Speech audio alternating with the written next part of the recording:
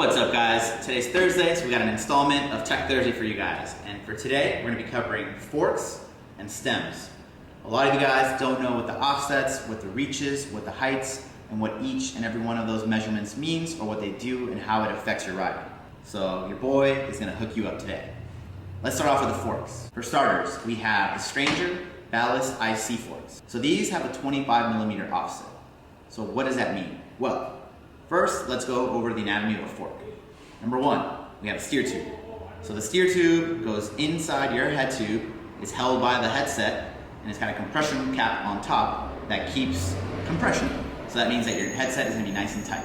Down below, it's got a race. And this used to be non-integrated, but now all forks come with integrated race. And basically, the headset sits on it and it spins smoothly. I'm gonna wait for these police officers to scroll on by. Basically, the race is where the bottom part of your headset is going to sit and it's going to spin smoothly. Next up, we have the two fork legs, and then we have the dropouts. Obviously, we have two. Now, the offset is the distance from this part of the fork, which is the leg, to the center of where the axle is going to be sitting on the actual dropout. We have different measurements, obviously, for different lengths. Originally, a 32mm offset, which comes to about right here, was the norm in BMX. Nowadays, 25mm, which is what the Ballast IC forks comes in, is a good average. The reason that the offset is important is because where your wheel will sit determines how steep your bike is going to feel and how easy it is for you to basically flip over when you're doing nose wheelies or anything on the front end. So the lower the number, 25, 13, those kind of measurements, the shorter the dropout is going to be and the fork will sit closer and closer to the actual leg.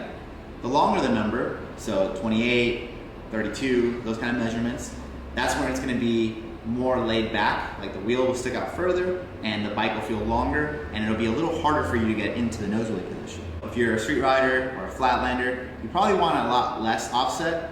If you're a guy that just rides trails or skate parks, you probably want a longer offset. And if you're a guy that does both, then you want something like the Ballast IC forks at a 25mm offset, which is right in the middle.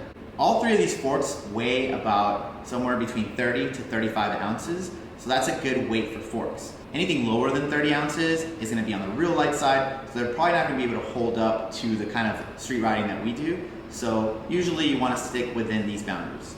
The next fork is a Sunday Octave, and it comes in a nice chrome. Chrome is a little expensive, so if you're a baller out there and you want to like flex, get some chromes. They're usually somewhere between like 15 to 25 more dollars than a traditional black version. And that's because chroming is cancerous and people die. Yeah, die. So in order for them to make your forks and risk life and limb, they're gonna charge you more. So keep that in mind. Also, chroming is a little tiny bit heavier, so keep that in mind too. And it attracts people that wanna steer your bike. So get chrome, your bike gonna be gone. So these forks actually come with a very traditional offset. These come, as you can see, these dropouts are a lot longer than the ones on the Stranger Ballast IC forks.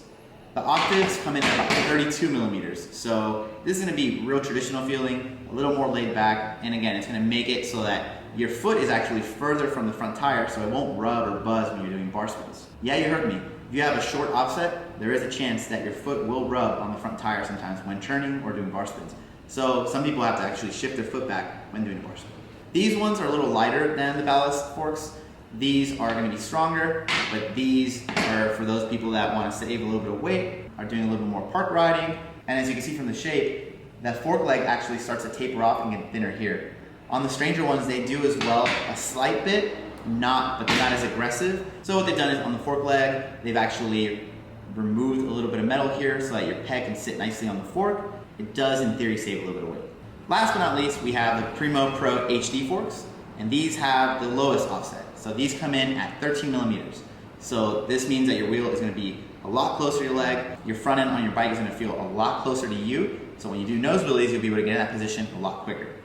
Forks usually run anywhere from 115 to 160 bucks, again, depending on how light they are, how much machine work had to go into them, and if you have chrome or black.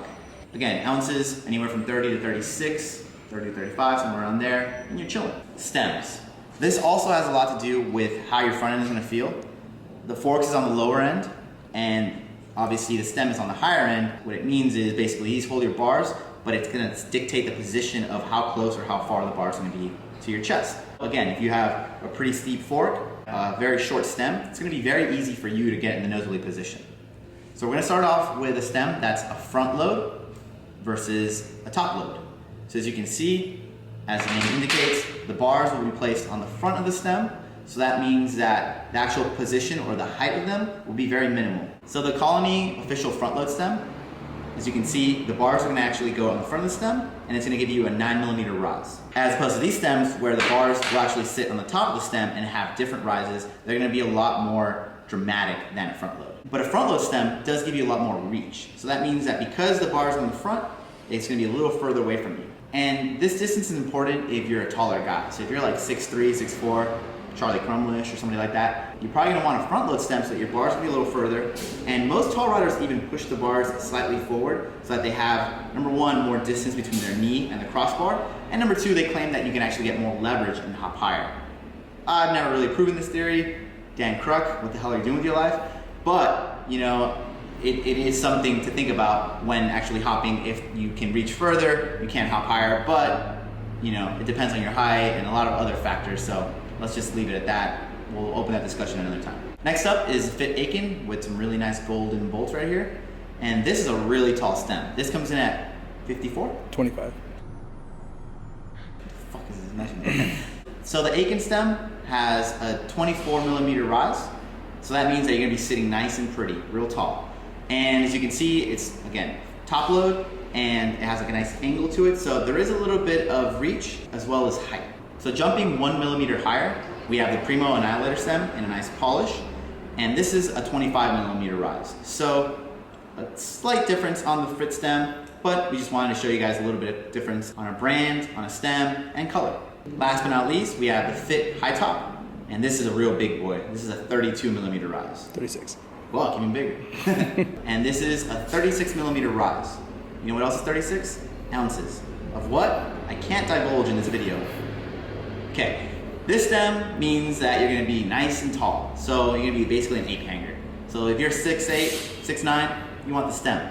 Or if you're just somebody that wants a tall setup, you want this bad boy. It's a really nice stem. It has a lot of machine work, so it's gonna be a lot lighter than a lot of these stems. And as you can see, somebody literally went in there and removed a lot of metal. So this is gonna be a little more high-end, a little more detailed, and it'll save you weight, but it'll probably hurt your water a little bit. But if you're a baller, you got gold, you're gonna be looking good. Another good thing about having a tall stem or a stem with a lot of rise, you can remove spacers on your headset because then it won't look as cluttered. It'll look nice and clean, but you'll have that same height. The ironic part is that a lot of people, when actually changing their front end, so your forks, your stem, your bars actually do have a lot to do with this as well. If you have a stem that's 36mm high, but then you have a bar that's 7 3/4 high, you're gonna be basically right on the average. But if you have a perfect 10 bars that are 10 inches high, and then you add a 36mm top load stem, again, you're gonna be hanging like this. So keep all of this in mind when you're deciding on what kind of setup you want.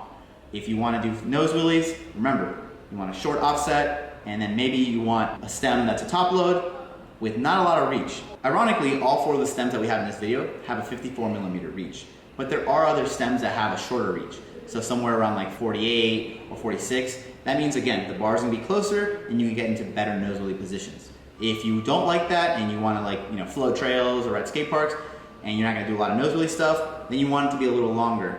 And, you know, there are other options up to, I believe, a 60mm front load stem that I've seen. So, again, keep all this in mind.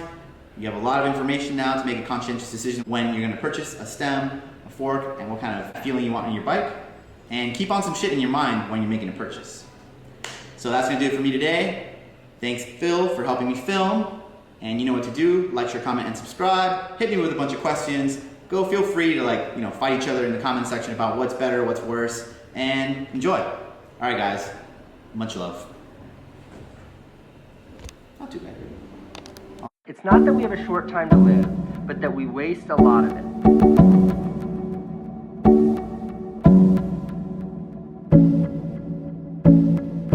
Not that we have a short time to live, but that we waste a lot of it.